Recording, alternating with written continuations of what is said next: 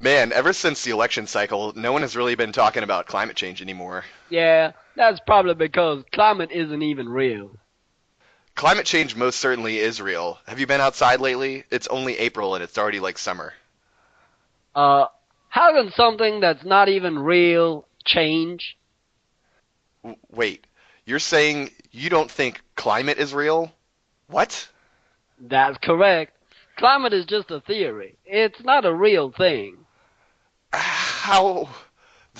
What? Of course there's a climate. We know for a fact that there was a different set of general weather conditions in the Pleistocene than there are today. No. That's just weather. The weather is intelligently designed. It's not governed by some random uncontrolled process of climate. But but even if God makes it rain, there's still a climate. No. There's micro weather, but there's no such thing as macro weather or climate. Okay, well, all the micro weather of the Holocene epoch has shared characteristics, and all the micro weather of the Pleistocene epoch has different shared characteristics. Look, just because it was raining yesterday and it's raining today doesn't mean this is a rainy place. If you want to prove your climate theory, then show me the missing link between the Pleistocene weather and the Holocene weather. See? You can't.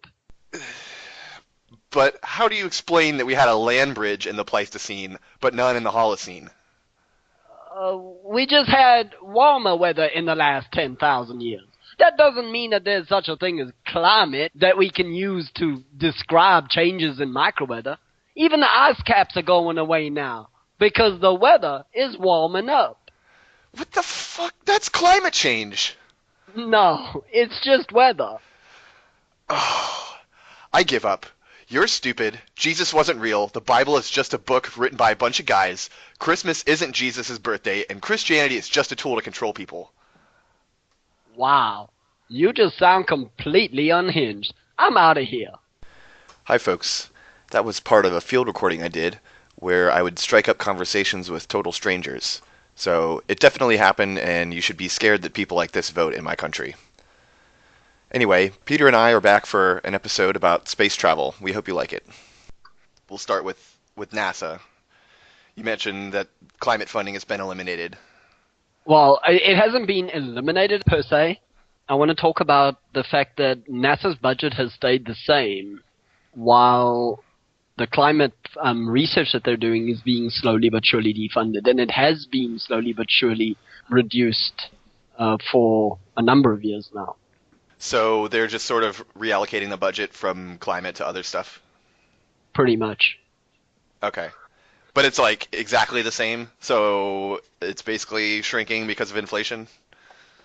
Yeah, since 2010, everything has been up in the air.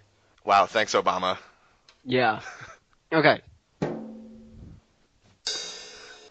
Okay, hey everyone, welcome to Well Actually, where we're always right about absolutely everything. Everything. Everything.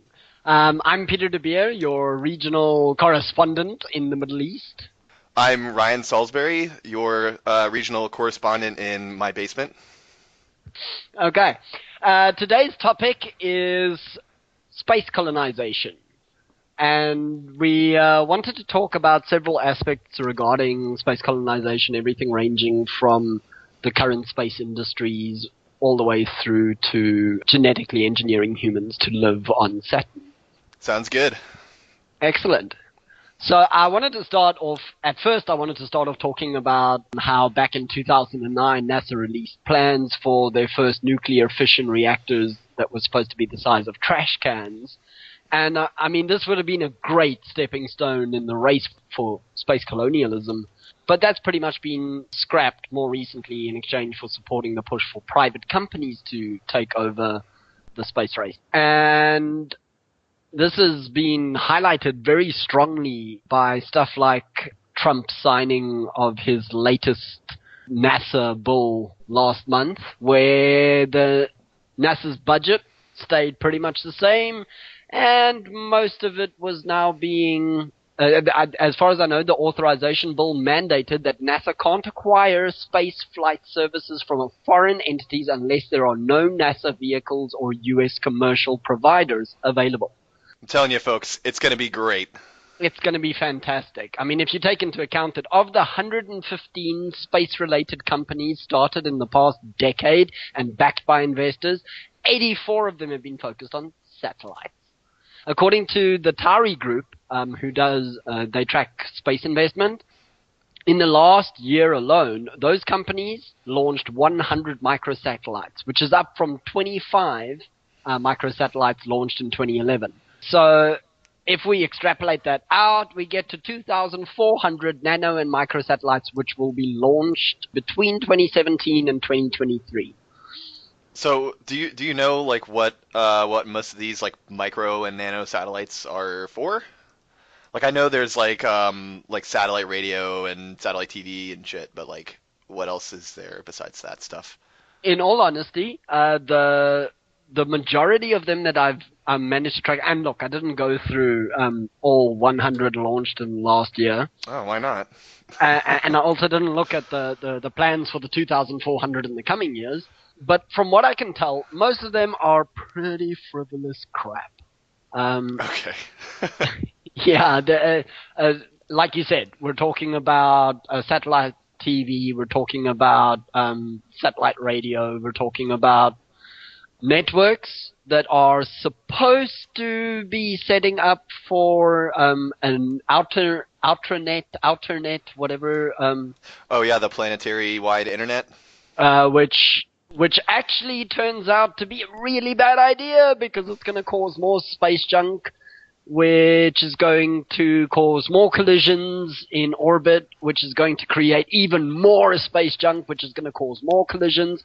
And there's a lot of space agencies that are really unhappy about all these microsatellites being launched. So, yeah. I mean, that's the price you pay to get on Facebook. Exactly. Sorry, guys. Sorry. You want to be on Facebook? You're going to be creating movies like Gravity. Oh, yeah. Why didn't I think of Spacebook? Damn. Yeah, and let's not forget that the really big aerospace companies tend to be heavily involved in defense contracts, and that the current geopolitical landscape will also impact the aerospace industry. Right. So I know like a little bit. I took a few notes on this particular subject. There's currently a treaty that almost every nation in the world has signed and ratified called the Outer Space Treaty. Yeah. It has a really ridiculously long name that I'm not going to bother saying here, but it's basically called the Outer Space Treaty, and it forbids, among other things, having weapons of mass destruction in space, having, I think, like any sort of military craft, like manned craft meant for the military in space, and we'll get back to this later, but it also forbids any government from claiming a celestial resource, so that like the moon or any other celestial bodies are not subject to national appropriation by claim of sovereignty or any other means. And so I don't know, I kind of think it's only a matter of time before we're back to space lasers, personally, like back in the 80s with, was it Reagan? Yeah, no, definitely. I mean, it's not just about being able to get weapons into space. You know, as the US intensifies its involvement in the Middle East and cross-continent conflicts and so on, defense spending is almost guaranteed to rise. And if we take into account the fact that the US already has a military budget bigger than the rest of the world put together, we start to see that any increases in that, it's going to benefit the aerospace companies. Mm-hmm. And at the same time, almost every emerging economy is also looking to increase their defense spending. So despite all the global trade risks, the aerospace and defense industry is expected to benefit from these kinds of tense scenarios globally. I mean, they have to keep growing. Like, they're not going to be like, okay, well, we're getting enough money now. That's fine. Yeah, a couple trillion a year. That's enough. They're going to keep growing, so they're going to have to figure out ways to, like, keep making more stuff and putting it in more places. I was actually, as part of the research for the show, I was looking at the current space programs globally and the aerospace industries. They're looking at growing everything, and at the moment, They're looking at growing it to 1.5 trillion, necessary to justify the 3% historical growth rate of capitalism as we know it. So, I mean, the industry won't be any exception. Well, freedom isn't free. Yeah, it's becoming harder and harder to justify that kind of capitalization of resources on the planet. And so we come to our topic of the day and how it's necessary for capitalists to venture out into space with their glorious capital in order to keep justifying their own existence. But the way I've always put it is before we were interested in space exploration, and now we're interested in space exploitation. That is a very good way to put it. A big focus in recent years has been the space tourism nonsense. And I'm sorry for being so blunt about it, but it is nonsense. At the end of the day, the only people that are going to be able to afford to tour into space are your... Silicon Valley dorks. Exactly. Yeah. And I mean, if we had to go and figure out what is the benefit to society at large from sending a billionaire idiot into space so that he can drink martinis in zero G, Well, the benefit would be if it was a one-way ticket. it would be, but it's space tourism, so their return is kind of implied. Well, accidents happen. Accidents do happen, and we can only hope. I mean, I personally would love to go into space, and just to see it. I think it'd be really cool. But since I'll never be able to afford it, I'm not going to fight for it. Exactly. And I mean, If it doesn't affect me, I don't care. I find it insane that space tourism is pushed as a global industry when regular tourism is already unattainable for more than half the planet.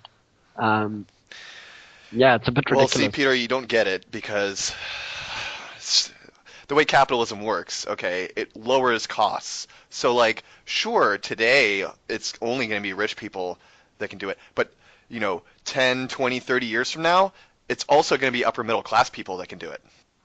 I'm not sure if you exactly understand how capitalism works because capitalism is not pro having even an upper middle class. The upper middle class is either part of the ruling class or they're not. So yeah, we're going to be at odds here. Yeah, so another interesting article that you linked in this discussion, which I've actually thought about before myself, is that capitalism isn't really compatible with space exploration. I don't even know if they put it that way, space exploration specifically, but I mean, capital is very risk averse. The value of capital is based on the expected future value of the capital over time adjusted for risk. So the more risk there is, the less valuable capital is in the present. And that's why capitalist businesses don't take big risks like developing nuclear reactors or making original movies that aren't based on anime. Yeah, no, look, space is probably the riskiest industry out there. Your chances of even a successful mission. I mean, how many attempts did the SpaceX's Falcon rocket have before it finally managed to land? I think it was on like attempt number 7 or something that they finally managed to land again. And by that time, they'd spent how many billions? Yeah, this is like the pet project of a billionaire. It's not like business that, but like tons of investors are like baying at the door to get in on. It's just like, oh, what do I do with all my money? Maybe I'll go into space. Yeah, I'm not gonna lie. I feel a bit sorry for Not me. Elon Musk with his. No, I feel so bad for him. If I think about all the new private jets and the new Maseratis and the new mansions he's going to have to forego in order to build another Falcon X, I mean, how is he supposed to increase his portfolio? Yeah, tough road ahead. Maybe you should just crush them into metal and then use that to directly make the rockets. They're probably made from aerospace metal anyway. Yeah, no, I definitely Those agree. fancy cars. Okay. I think today we've got a really good ad that was put forward by a company for us to play on our Yeah, we're officially sponsored now. officially sponsored. So yeah, I think let's play that now and let's see how much our audience loves it. Yeah, I think they're gonna love it just as much as we do. Yeah, me too. Is your new fashion line not selling as well as expected? Send it to us, Grand Nagus Marketing, and we will fly it into space, add our official space branding to it, and turn it into space fashion. Did your competitor's new mobile device beat you in specs? Who needs great specs when you have the allure of owning an item that comes from the stars? We will repackage all your phones, and instead of a low-status Made in China sticker, you'll get the luxurious and exclusive Made in Space recognition. Is your abattoir struggling? Rebrand yourself with pure, delicious space bacon. And now, for only $1 million per unit, we will even rebrand automobiles for the luxury space car market. Has the global bicycle market been saturated and your company is stuck in a rut? No problem. Just outsource your labeling to us for that hyperspace zero-G bicycle that is guaranteed to have people throwing their money at you. We are currently partnering with Planetary Resources to include asteroid metals in your products, thereby increasing their value. Our smelting partners even work in orbit around the sun in order to achieve hyperdense alloys. The only thing cooler than space is lasers, and the only thing cooler than that is space lasers. Our branding is all done using space lasers, the coolest possible way to accomplish anything. As 21st century job creators, our $4 billion a year company employs anywhere up to 7 billion people. We care about social justice. That's why we hold ourselves to a strict set of rules concerning acquisition. Like rule number 239, never be afraid to mislabel a product. Or rule number 452, we don't just appropriate brand cultures, we reimagine them. Okay, now after that great advertisement brought to you by Orbital Systems, or what was it? Grand Nagus Marketing. You gotta learn the name of our sponsors, man. Sorry, Grand Nagus. Okay, so the other thing I wanted to talk about today was how instead of having a global space race happening and the nation states being the ones that are the driving force behind the space tech innovations. By the way, it's the USSR one. Yes, they totally did. Do you know why? Because they're still at it. And because they got to every goal that actually matters. We got to the place that no one cares about. Exactly. Part of the new NASA mission to get to Mars in the 2030s is going to be using the moon as a stopover, and as part of that they're looking at employing the trash can fission nuclear reactors, and as part of that they're hoping that they can mine helium-3 on the moon, all of which is a really stupid idea, but yeah, why would you power your spaceship with a trash can? exactly. I've never gotten a trash can to do anything useful like that. Although, let's admit, Doc Brown managed to power the DeLorean using a trash can. So obviously this is exactly... That's true. Everything else from Back to the Future came true, so, like, we gotta have the trash can. Yeah, definitely. It's good to see NASA using very original sources for their for their ideas. Yeah, we've tried using scientific journals for our research, but we've never tried movies, and I think that's an approach to innovation that will take us into the 21st century. Could these fuckers start, like, looking at all the technological applications that have already come out of the Star Trek franchise? Yeah. Anyway. We need a warp drive. So now, instead of having these big nation states doing all the driving behind this highly risky industry, we're now starting to see everything being sort of channeled towards private enterprise. And you've got your companies that are offering space tourism. You've got several companies that are now proposing to mine asteroids, which really helps since the NASA asteroid redirection program has been cancelled. They're no longer going after asteroids anymore. And this opens yet another avenue for private enterprise to step in and take over capitalism for the win. And really, we're not exploiting enough raw materials yet. Only like 5% of my garbage is metal, so we need to raise that to at least 25% for capitalism to keep going. Exactly.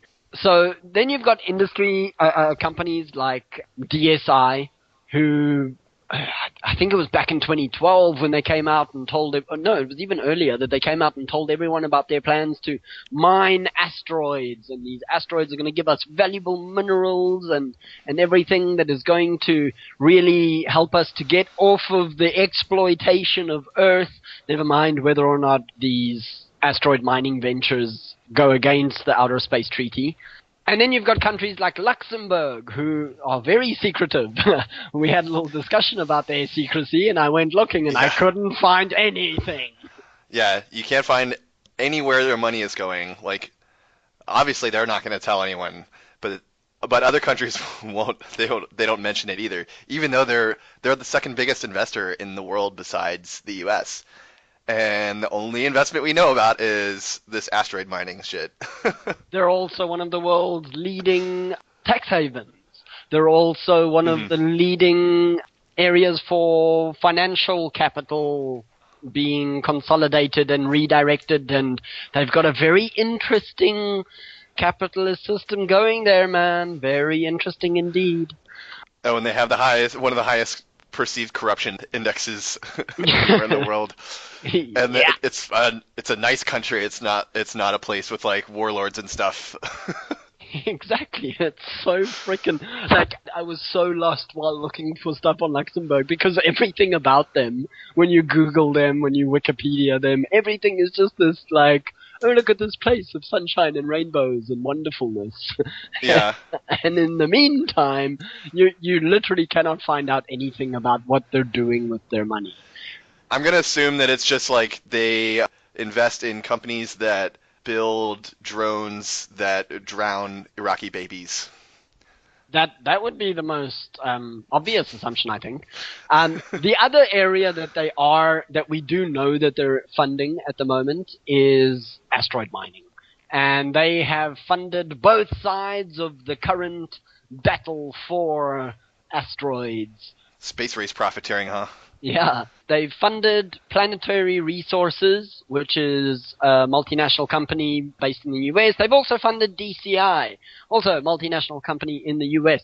And both of these companies are aiming to go. They've got rockets being built. They're going out into space, and they're going to mine rockets. DCI has come under a lot of scrutiny because of their proposals, and it was pointed out to them that they can't, like, there's no guarantee that they're going to be getting any precious minerals off an asteroid.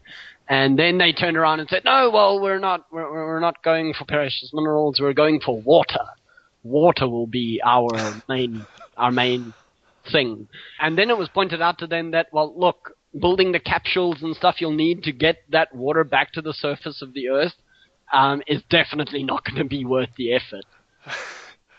They just need a pipeline. Yeah, so then what they did is they changed everything, and they were like, no, well, we're not actually going to send it back down to Earth. We're actually going to mine the water for use in space to put out those fires that NASA is currently looking into. I don't know if anyone else saw this. Yeah, I have no idea what you're talking about. Okay, so last week, or was it this week? Very recently, NASA, as part of a series of tests they're doing, because of all this rise in space colonization industry, they're looking at different materials and how to contain fires in space. And one of the tests that they did was they had a module on the International Space Station that was due to be decommissioned, and it would detach and fall back into the Earth's atmosphere, burning up on its way down. And so before burning up and being wasted and gone forever, they decided to install a whole bunch of sensors inside and then start a fire right after ejecting it. And that way they can look at how fire spreads in zero gravity and what happens. And so it's been very interesting. I read several articles on that. But now we know that this vital resource of water, which on our planet's surface is turning to crap and running out, and we're screwing with the hydrocycle everywhere we go and everything. They're going to go and mine water so they can put out fires in space and feed astronauts. Fires in space happen like all the time, right? All the time. It's like 15 Okay. times a day. That's how astronauts do marshmallows.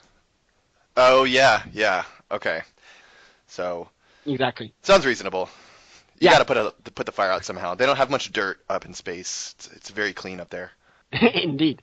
So in looking at all these private enterprises, what really stood out to me is obviously SpaceX is one of the most spoken about companies on the planet at the moment, with their Falcon X rockets and their successful re-landing of a rocket ship, which then can be relaunched and relanded, and basically they're recycling rocket ships and they're doing their bit for the environment, you know. What I found interesting was that there is an actual competitor against Musk and his Falcon, and it is the great, wonderful, and benevolent Jeff Bezos. So Amazon, who we really should discuss in one of our upcoming episodes. We'll do one on Walmart and Amazon. That'll be interesting.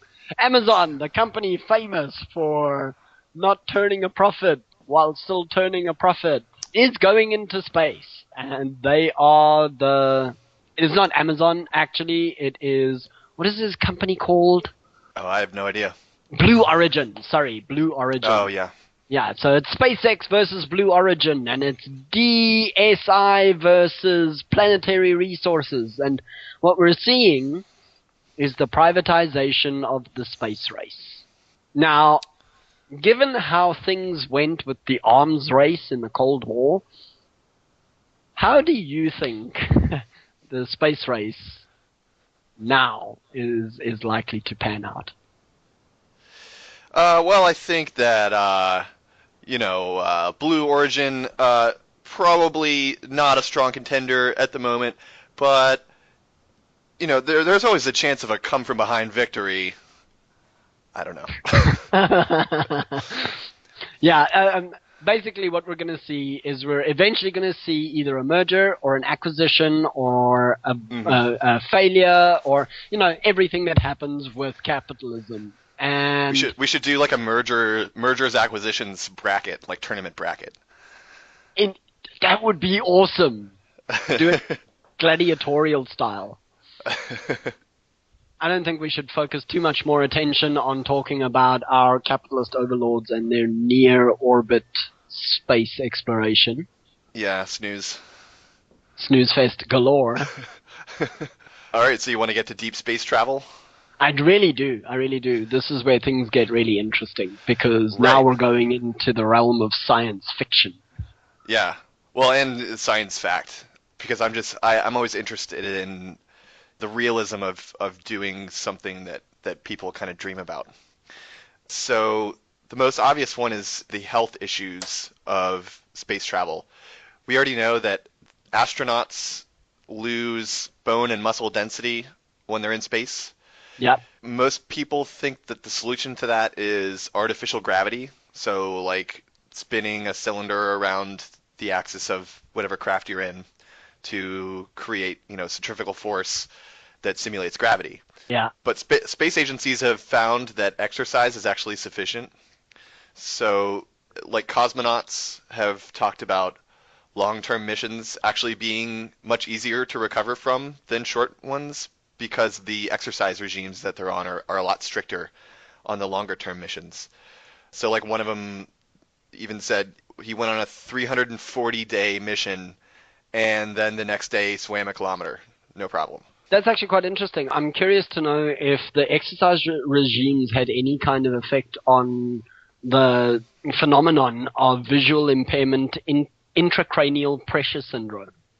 So that's actually my next note. Vision loss is not helped by exercise. Um, Ah, there's speculation that it could be helped by artificial gravity, but since no one knows what the actual cause is, it's not certain. It could be, there's speculation that it could be due to elevated carbon dioxide levels, but basically the cause is just unknown.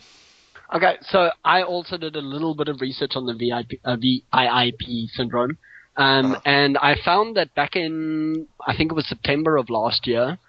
What's his name? I think it's Noam Alperin, who's a professor of radiology and biomedical engineering at the University of Miami Miller School of Medicine.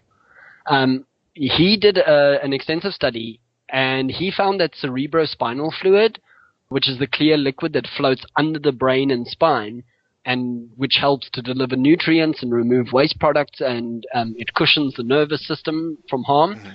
On Earth, the fluid easily redistributes itself to accommodate changes in pressure and posture, and we can stand up, we can walk around, bend over, and all that without worrying about hurting our heads. But he found that in space, the CSF was much less able to adjust to microgravity, Hmm. which is basically saying that intracranial pressure is now pushing on the back of the eye and causing these ridges and these problems with the eye. So there's a very good chance that there's no solution, and that anyone who decides to go for long-term space travel is likely to go blind in the long term.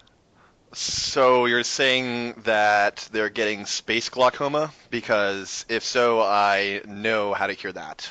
Oh yeah, we can totally talk out on that one. I mean, I don't know how many weed dealers there are in space, but I'm sure that if you go into any space parking lot, you'll be able to find some herb. And you will get spaced. Sorry, that was my bad pun for the day.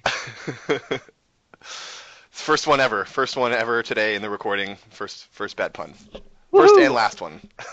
Yeah, the rest of them were all brilliant and no one even noticed.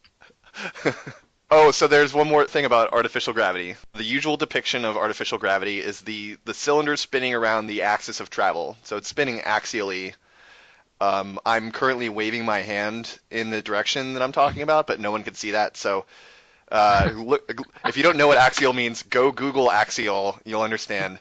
There's a problem with that, which is the Coriolis effect. Evidently, the Coriolis effect from this artificial gravity concept can actually induce nausea, quite uncomfortable.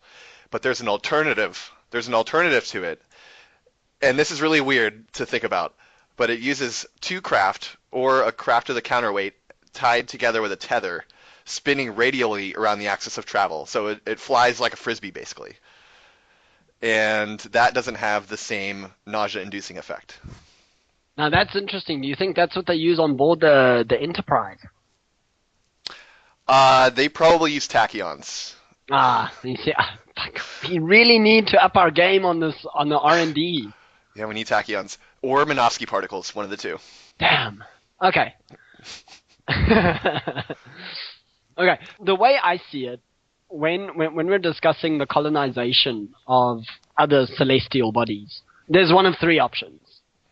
Either because we now know that other planets in our solar system are definitely not habitable, we have three options available to us. Either we terraform these planets or celestial bodies like the moon or Mars, or how Jupiter would be terraformed is completely beyond me.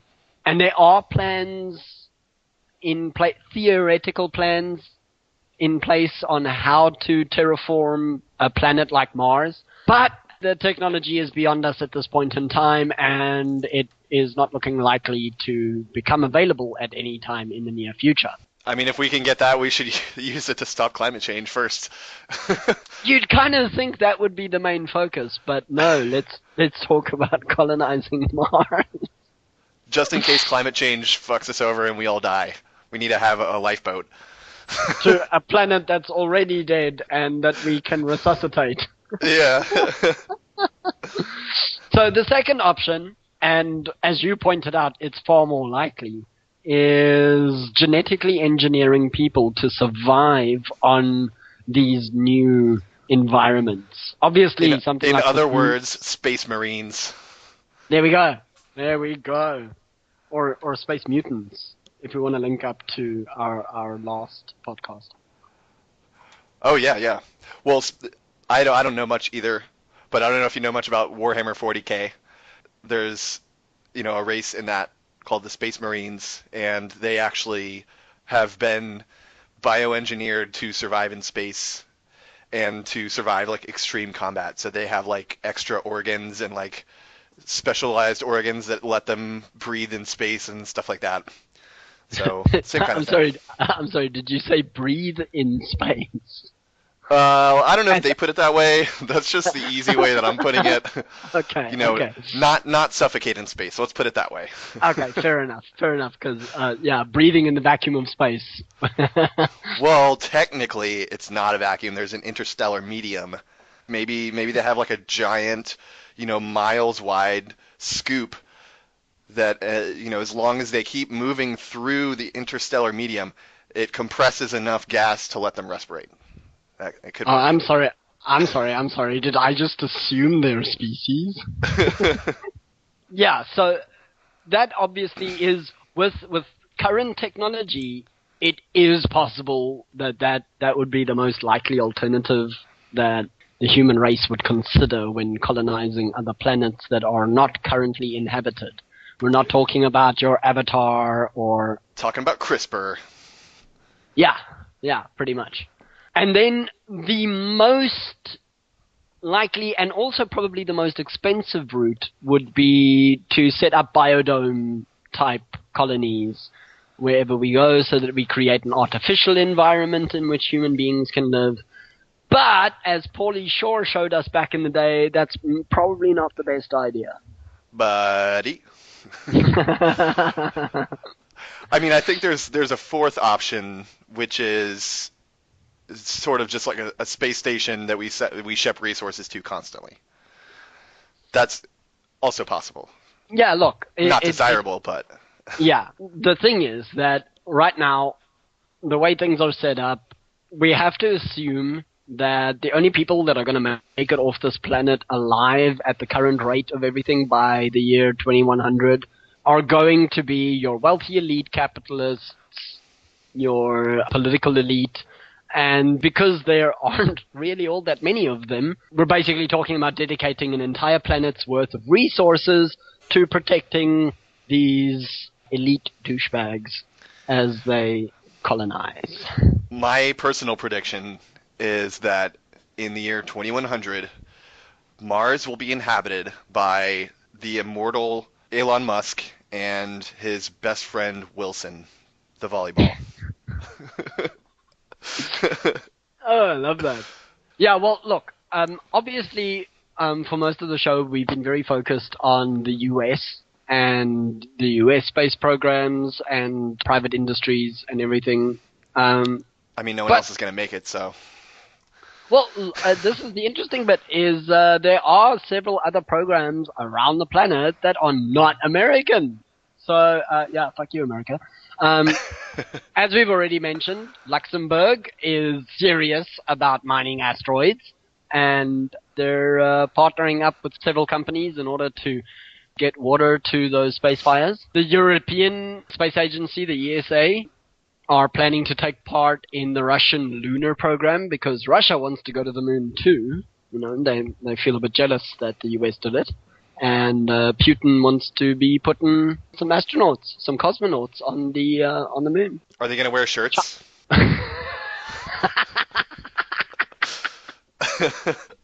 Oh, sorry.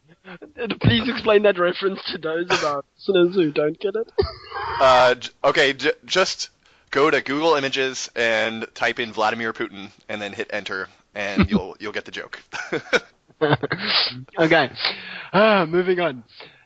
Not many people seem to be aware that China is pushing forward on a number of space fronts, including making robotic missions to the moon. Yeah, I had no idea about this. Yeah. China's been automating their space program for quite a while now, and they're making very quick progress given the amount of time they've actually spent in space and how long their space program's been going in comparison with nations like Russia and the US. And So yeah, I'm sure that when other people talk about the success of the Chinese in getting into space, they're going to say it's because of capitalism. yeah, of course, because Anything bad that happens in China is because of communism, see, and anything good that happens is because of capitalism. That's how it works. exactly. It's thanks to capitalism that Mars is touted as their 2030 mission, where they intend to return with samples, not just send rovers there that get stuck in ditches. They're also in the process of drafting policy on commercial space exploration. So, go capitalism. Yeah. Um, India, on the other hand, is going in the other direction. They want to go to Venus by, I think their program said something like 2025, sometime after 2020. So they're Um, also trying to escape global warming by going to Venus. exactly, They're exactly. like, oh my God, our streets are melting. Time to go somewhere nicer. Let's go to Venus. Venus, and it's perfect because it's got the same amount of pollution. Um, Also, I was reading recently about how Australia wants their own space agency, but let's face it, they'll probably just turn it into a really good cooking show. And you can't launch rockets upside down. It's not going to work. Sorry, Uh, Australia. sorry, Australia. And yes, and one of my favorite little tidbits is that thanks to Brexit and national populism, the UK will likely be excluded from future EU space projects. Which means that space is safe from bad food and passive aggressive nonsense. Uh, yeah, so look, space is a big deal to most of the planet, and we obviously have dreams of getting out there, and those dreams have fueled a lot of stories throughout our history. Tales of traveling to the stars have abounded in our fiction for a very long time. From the ancient Greeks all the way through till now, we've got more and more space-based movies. I mean, if you go do a quick search on Wikipedia for a list on the movies entailing Mars inhabitation, and it's insane how much money has been invested in telling the stories of space colonization. And if we had invested all that money into actually getting there, we probably could have just all gone. Yeah, yeah. If we'd spent all the money Hollywood spent telling the stories on space exploration, we would probably have our space elevator by now. Hmm. Which, by the way, Japan is doing.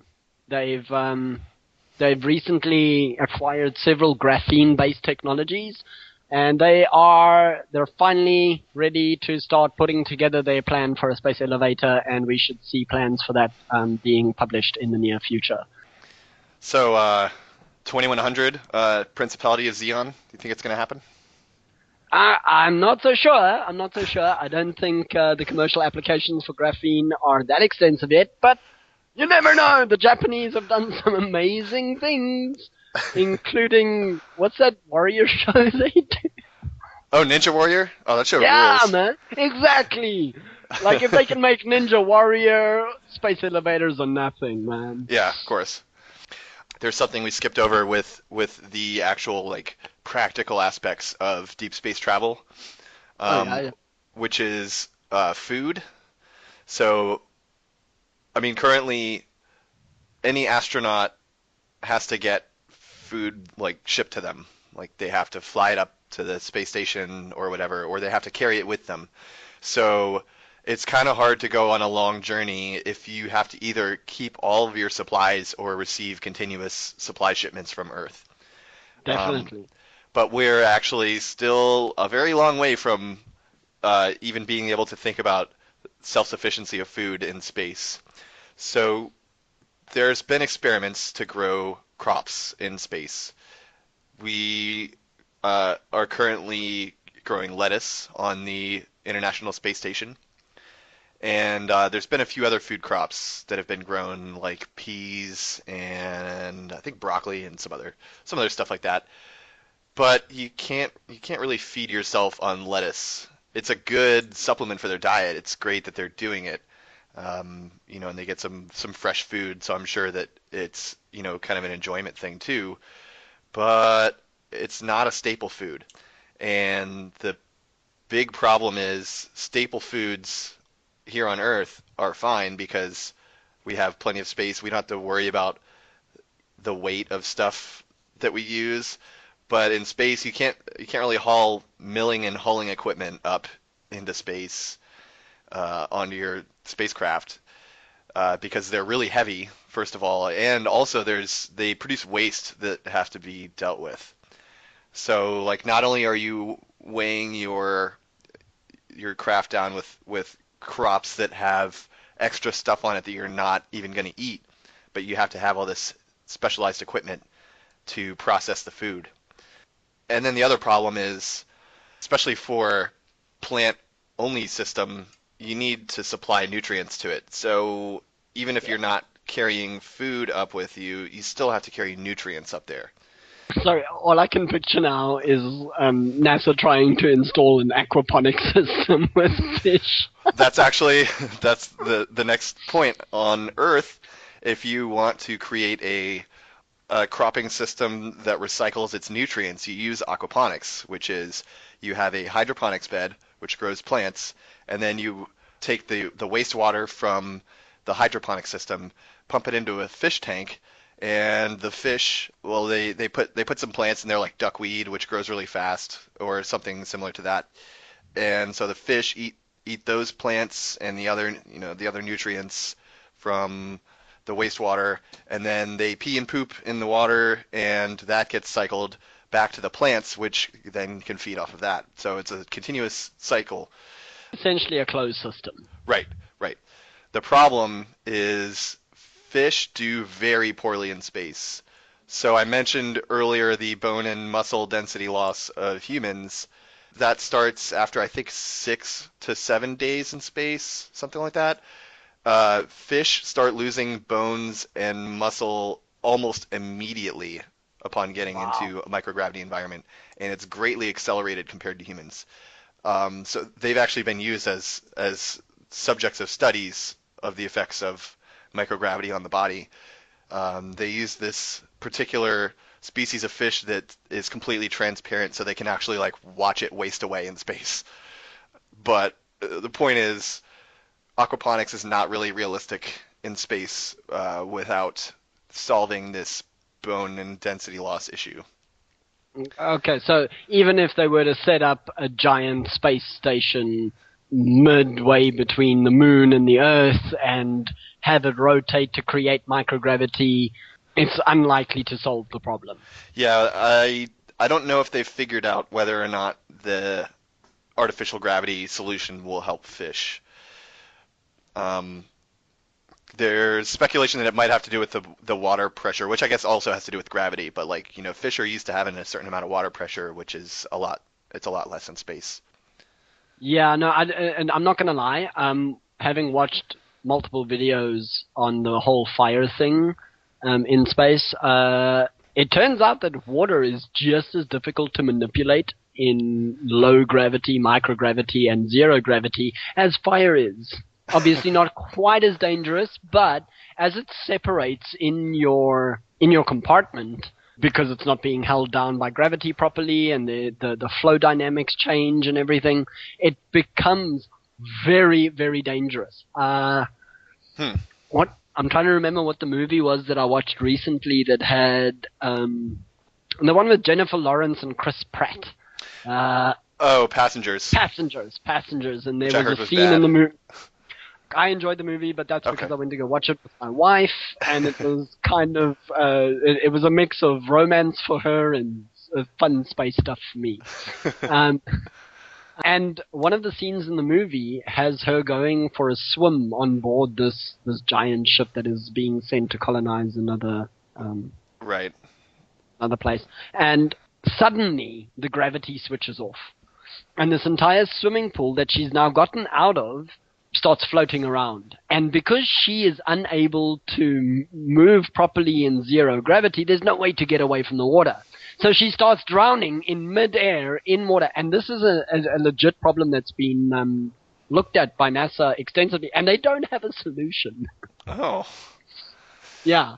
Okay, so just one other point to you bringing up the problem of nutrition. Unrelated to my searches for today's program, this morning I was reading an article about how one of the biggest issues facing society today is healthy soil, and how that's really the key to feeding the world. And in the article, and this was on theconversation.com, one of the points that they brought up is that at the moment, there's never more than really about a year's worth of food available for the global population based on the current agricultural systems and the way that everything's going. So if we can't even support ourselves for longer than a year, if everything went to hell in a handbasket tomorrow, we'd have a year. And if we can't outlast a year on a planet that has full functioning ecosystems for the most part, Billions of years old. billions of years old, that's lasted that long, how the hell are we going to do it in space? Yeah. For what could be a 30 or 40 year journey to the nearest habitable planet, because we don't have a clue how to terraform the planets nearest us. We don't really know what the outcome is going to be if we genetically engineer a human to go live on one of those planets, and the biodomes to inhabit those planets would be exorbitantly expensive to design. We're left with, let's magically create a warp drive that can take us to star 34 light years away, and it'll take us a journey of 15 to 30 years to get there. How do we survive? We're going to get into a war with the Romulans. Exactly. Because let's face it, we're going to end up taking over space for something that's already inhabited. Okay, yeah, so because of this heavy focus on space exploration in our sci-fi genres in storytelling for a long time, one of my favorite books as a kid, a series of books, was Pierce Anthony's Bio of a Space Tyrant. And at that time that I read it, it was a 5-book series. A 6th book has been written since then, covering the same story, but from a slightly different angle. So, yeah, I just want to take 5 minutes quickly and just quickly talk about it, because I feel like it's one of the most realistic looks at how space colonization in our solar system is likely to play out. Okay. Now, so the premise is simple. Humans have managed to figure out how to manipulate gravity through the use of electromagnetic lenses, which enables us to leave the surface of the Earth and travel through space using minimal fuel, meaning that colonization of the solar system has become relatively simple. Now, gravity lensing doesn't allow us to accelerate to the speed of light or break the light barrier. It doesn't allow us to travel through wormholes or anything like that, so we're still stuck basically in the solar system. But the solar system's a pretty big place, so as the humans expand out into space, we are faced with new challenges, and for a couple of 100 years, there is peace and cooperation amongst humanity. Oh, so this is like a few centuries into the future? Yeah. Cool. It's taken, obviously it takes a while to set up a space colony and to get it to the strength of a planetary state. Which is where he ends up going with this. So they use the same technology to create bubble cities on various planets on all of the planets throughout the solar system, including most of the moons. And many of the situations in the series are direct parallels to situations here on Earth. Now, obviously we have to keep in mind that the series would have been based on the geopolitics of the 1970s and 80s, but not that much has changed since then. There have been obviously some major changes, fall of the Berlin Wall, so on and so forth, the end of apartheid. There have been major changes, but at the same time, when you look at it as a pair of aliens looking down on Earth, not that much has changed. Mm-hmm. Basically, we've colonized all the planets, but those planets are still kind of set up in the same way that we now see the Earth separated into nation states. You now see the solar system set up into planetary states. So, like, Mercury belongs to South Africa, Venus belongs to North Africa. Earth, interestingly enough, is taken over by India, and the Moon is taken over by Sri Lanka. The Middle East moves into Mars. Phobos and Deimos, the moons of Mars, are taken over by Israel and Palestine, the West Bank, so that conflict continues. Then you've got stuff like Hawaii and Cyprus being represented in the asteroid belt on bodies like Hidalgo and Chiron. You've got Jupiter, which is taken over by basically North and Central America, with the Great Red Spot being represented by Mexico. Then you can go further, and I mean, you've got the outer moons and the moons of Jupiter kind of representing the West Indies. So you've got Puerto Rico, you've got Cuba, you've got the Lesser Antilles. All of that is represented in the moons of Jupiter.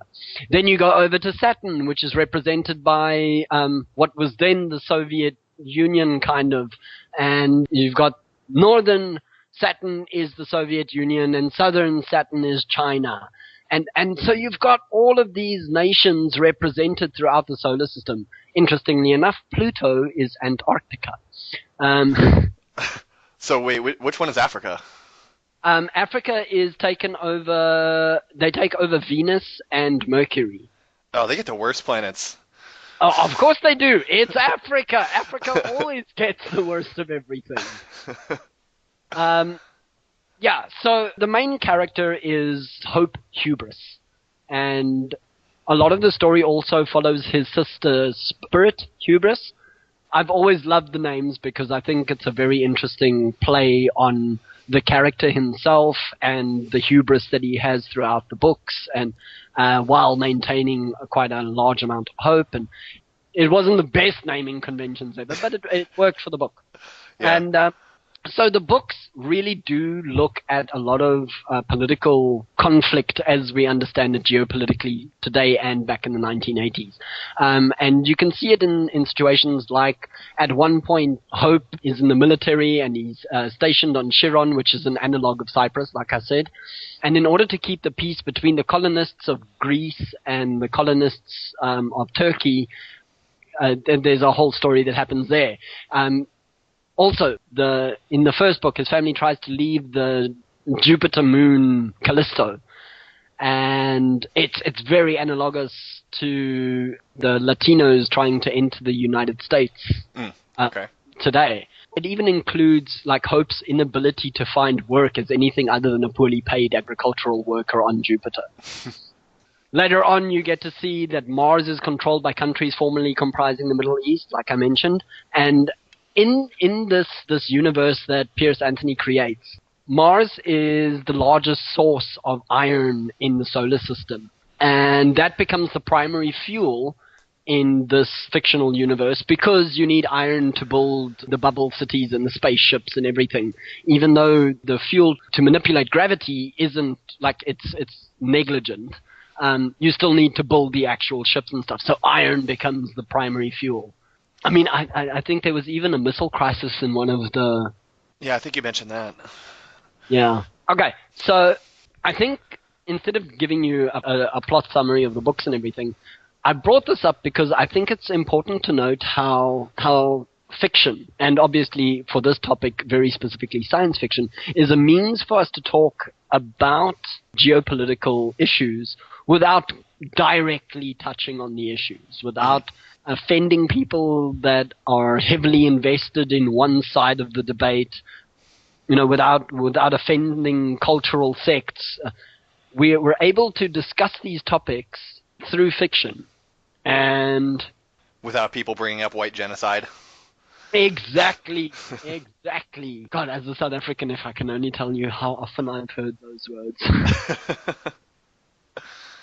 I bet they sound better with your accent. Much worse, actually. So that's a good segue into the last point that I would like to talk about, which is the ethics of colonizing space. As a leftist, I do have a bit of a problem with the term space colonization. See, one of the main jobs of leftists is to police all language. We have to question every single word that everyone uses. It's the most important political front is changing language. Um, That being said, I should point out the fact that while you said earlier it should be more accurately termed space exploitation, I think mhm, that what we're planning and the way things are panning out right now is it's probably going to end up more as space colonialism. mhm.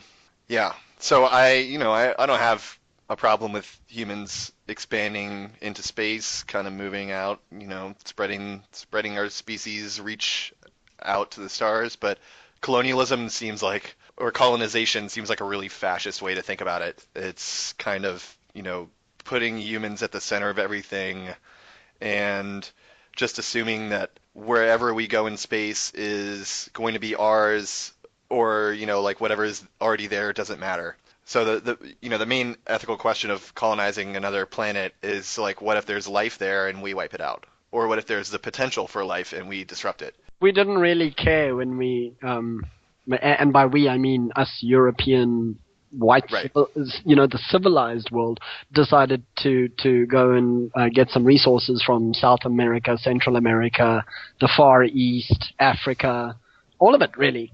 And it And all began. It all began the way that we're beginning our new journey into space, which is, you know, private industry basically trying to consolidate power by getting resources from places that they haven't expanded their reach into. have they have they developed a flag to put on the asteroids that are going to be mined? I don't know. Because we all know that's how you colonize. Right, right. Yeah, you go, you plant your flag, and then everybody's like, "Well, he called dibs. Exactly. Finders keepers." So yeah, I don't think we should be space colonizers. I think we should, as a united humanity, expand our realm into the parts of space that are ethical for us to expand into. Yeah, I don't think there's been enough debate on the ethics of space colonization. I think there's been a general assumption by those that are planning to do the colonizing that it's just all good. That Hmm. they'll cross that bridge when they get to it. But this is not the kind of thing that we should be so blasé about. I think that there needs to be an international dialogue surrounding the future of space colonization and how it can be done in such a way that doesn't marginalize the dominant portion of the planet. Hmm. Yeah, so that this also goes back to the whole lifeboat ethics thing of when rich people are done destroying the planet for their personal power, they're also going to be the only ones allowed to go to the safe extraterrestrial settlements, which they will probably also ruin. Exactly. I had back in my days of running the lunchroom debate group, I had a long debate the one day about what the minimum requirements were. If in a hypothetical situation the Earth's about to fail, the whole planet pulls together and they decide to uh, dedicate all the global resources to saving as much of the planet as possible by putting it all on a giant spaceship and sending it to another planet with new technologies and. It turns out that you only need about 50 human beings in order to start a new colony. And the reason for the 50 is you need genetic diversity. Hmm. Anything less than that, and you're probably looking at way too much inbreeding, Hmm. and which is detrimental to the long-term prospects. But this would also be true for every animal that we're able to save and every plant species that we try to save. You can't just take one fern and go, "Ooh, look at me, I saved a fern." Um, You need two. That's what we learn from the Bible. yeah, Greatest yeah. teacher of knowledge. So there's more ethical debate necessary. It is paramount necessary Um, I mean, hopefully we don't destroy the planet and kill everyone. I think I think that's right. I'm not sure. I mean, yeah, I'm uh, not an ethicist. I'm not an expert, but I think we should not kill everyone. yeah. Look, I think you're being utopian and a clear Uh, leftist. it's I'm actually I'm being deontologist. I'm not even gonna. I'm not gonna go there. uh, but I think one of the big things that is being ignored in all of this is that before we can get to a point where we can fix the planet as a whole, where we can spread humanity as a whole into the rest of the cosmos, is fixing our own planet. You know, if we're incapable of that, if we're incapable of reaching peaceful relations with our neighbors, if we're incapable of getting past exploitative economic doctrines and political doctrines, then what's the point of spreading? What is it then that we are spreading? The primitivists will be proven right. Humanity Yeah. will be a virus on the planet and on other planets, and we don't want to prove them right. They're terrible. Yeah, look, I've never agreed with the primitivists on almost anything. You know this about me. I know that you have more sympathy for them than I do. I'm not diabetic, Yeah. and I don't wear glasses either. I only wear glasses sometimes, okay? Okay. Um, but more than that, I think that one of my biggest disagreements with groups like Deep Green Resistance is that I don't view humanity as a parasite. I don't view us as a cancer on this planet. If we were to follow their proper Gaia theory for their spiritual side of things, and assume that the entire planet is one big living organism, then we're not a cancer, we're not a parasite, we're not some external threat to the planet. We're an internal threat. We're Mhm. an autoimmune disease. And while these are not curable, they are treatable, they are manageable. We are able to deal with them by taking systemic measures, by planning things properly, by investigating, by by working towards a solution, which is something that unfortunately in a lot of today's discourse goes completely missing. Yeah, you need to take your 50 milligrams of anarchism a day. Exactly. Okay, yeah. So I think that's my bit for the day.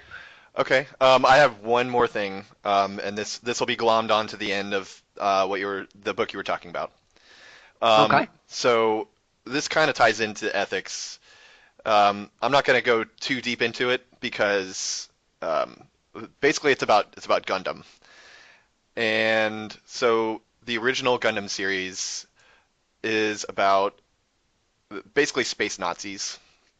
Yeah. There's this guy named Zeon Zum Daikun who was a philosopher in space philosopher, and he developed Kantialism, which is a philosophy that we should we should leave Earth because Earth is sacred, and we should leave Earth and let it regenerate to its natural state. So it's sort of like primitivism without humans even being on Earth. Um, but then the other part is Psiism, which is uh, we should move into space colonies, and these space colonies should be independent from the Earth government that exists in the series. And there's one more part, which is new type theory, which is basically the Ubermensch idea. So the idea that there's going to be like superhumans that come out of evolution, and they would eventually develop a sixth sense to mentally communicate with one another. And And so, if Gundams to be believed, they're going to be child soldiers. yes, they're going to be child soldiers, exactly. So this philosophy resulted in like a space nation essentially in one of the colonies called the Republic of Zeon, which was quickly taken over by like space Trump. Essentially, he filled the government with his children and declared himself Duke, or I don't remember, sovereign. Yeah, so he's the king of the space station, and they turn into space Nazis. But what I think is an interesting ethical point is once Zeon Zum Daikun creates the Republic of Xeon, and they declare themselves independent from Earth, the Earth Federation responds with a policy of just withholding resources from them. So they're basically starving them until they come back to the mother country. And it's Kind of sounds like resistance is futile. yeah, yeah. I think it's an interesting question of, if we do establish a space colony and they rebel against us, do we still owe it to them to send them the resources they need to survive? Well, look, I think this is why I was saying that it's important to have this dialogue before we ever decide to go into space. Hmm. Because if we don't move out of Earth as a unified front with a peaceful and positive and collective and cooperative take on our future plans, we're unlikely to survive. The long-term plans, as we can see in almost every science fiction, utopian and dystopian attempt at looking at the future, it always ends up with conflict if there hasn't been a united front going into it. Hmm. You know, Star Wars, you've got your separatists. Star Trek shows pretty much the same thing. You've got elements within the Federation that are unhappy about the methods used by the Federation, and it ends up as a problem.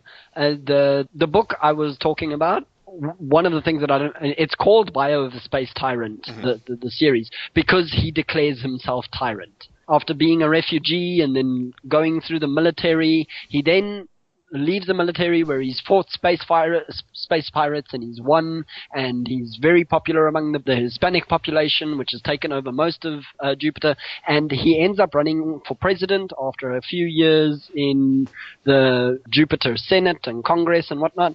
And he runs for president and he wins, and one of his first acts is to call a constitutional convention. And at the constitutional convention, he changes the constitution such that he can be named the tyrant of Jupiter. And as part of his tyranny, he basically legalizes drugs, then nationalizes the drug industry so that Jupiter then has a program similar to what the Dutch are doing, where they provide Space high quality but basically they provide this system of providing cheap, high-quality drugs that the people will then prefer, and in this way they manage to start programs that wean people off drugs. Eventually they win their drug war that way instead of, the way the US is currently doing it. They stamp out crime, they stamp out corruption, and in essence, although he's one of the most hated figures in the solar system, this man single-handedly fixes the political and economic problems facing Jupiter. It's probably one of the reasons why I was so into it, is the prospect of a single man making that much difference.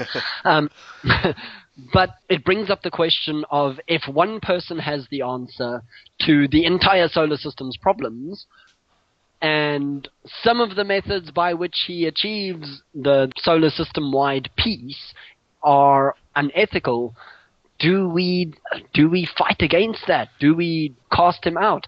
I mean, if in the series, if it wasn't for him, Saturn and Jupiter would have absolutely annihilated each other in a missile crisis. If it wasn't for him, they wouldn't have discovered travel by light speed, which then enables the human race to not just colonize the solar system, but the rest of the galaxy. And in so doing, spreads humanity so far that we're able to forego any kind of conflict over resources, conflict over ideology, because literally, oh, you don't agree with me? Well, go to another planet. No one cares. Go to another solar system. So no one ultimate cares. free Go to a association. place. That's it. Ultimate free association through colonization. And these are the kinds of subjects that I think need to be discussed. And not just by man on the street, you and me, small fries, grassroots level people, but also up at the top echelons of society. And unfortunately, I don't think it's going to happen. Not with the conflicts of interest that we see. Mm-hmm. So here's my take. Okay, so first of all, I'm against tyranny. I think tyranny's bad, but I think space tyranny probably a little bit okay.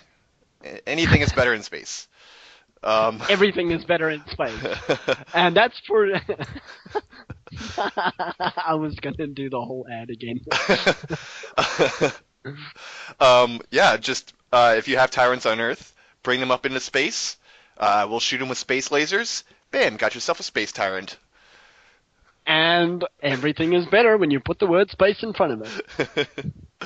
The other very important opinion that I have on that subject is, I'm sympathetic to both consequentialist ethics and virtue ethics. I think they both have their place, and I think it's probably bad to be a tyrant and do like false flags and stuff and like whatever stuff. I didn't read the book, so I don't know exactly all the stuff he did.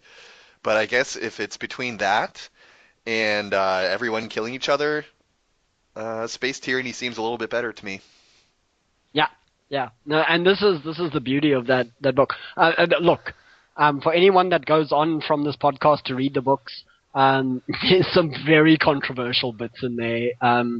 He talks about in one of the books, in the space pirate culture, the way marriage works is that there's rape involved.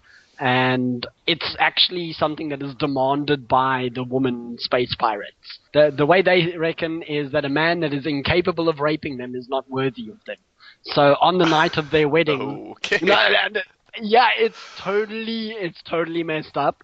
But the way that they do it is on the night of the wedding, the woman is on her ship with a knife in her bedroom under her pillow. And the prospective husband has to sneak aboard the ship, and he has to sneak into her room, and he has to try and rape her, and she has to try and defend herself and kill him. And if she, one way or another, it works out the way they wanted to. It's really messed up, and I had a lot of problems getting through those parts of the book. But Yeah, it sounds like something that an incel would write. yeah, no, basically, he takes on very counterintuitive solutions to problems. Another big difference between the US and the Jupiter Society is that in the Jupiter military, that they have this institution called the Tail. Whereas fraternization in the US military is discouraged, in the Jupiter military, it's required. Once a week, you have to go get your groove on with some other enlisted or officer or whatever. And the whole idea being that that's how they root out homosexuality. So, yeah, another very controversial... he got a lot of flack for that one when the books were released. Take notes, Katarov. So yeah, while I don't hold the books as these pillars of brilliance or whatever, they do have some very interesting and novel solutions and discussions, ethical as well as technical, about the colonization of space. But they also have a lot of issues that I don't necessarily agree with or particularly like. I mean, if you agree with everything in a book, it's not really that interesting. Yeah, it's not a very good book at that point. Except, of course, everything written by Grandpa Bookchin. Yes, I agree with 100% of what he wrote. Google him. Everything, yeah, Google Grandpa Bookchin. Everyone right now that's listening to the show. Okay. All right. Yeah, so everything we said is right. Every single word of what we just said is 100% true, researched and backed by NASA and all the other international space agencies. Yes, proven by both empirical evidence and a priori reasoning, which, as we know, is the only truly correct way to prove any fact. A priori reasoning. Never question your axioms. Never critique pure reason. Okay, thanks everyone. Just a reminder that caring about the world is too important for it to be a thing that only liars and mean jokes do. All right. See you next time.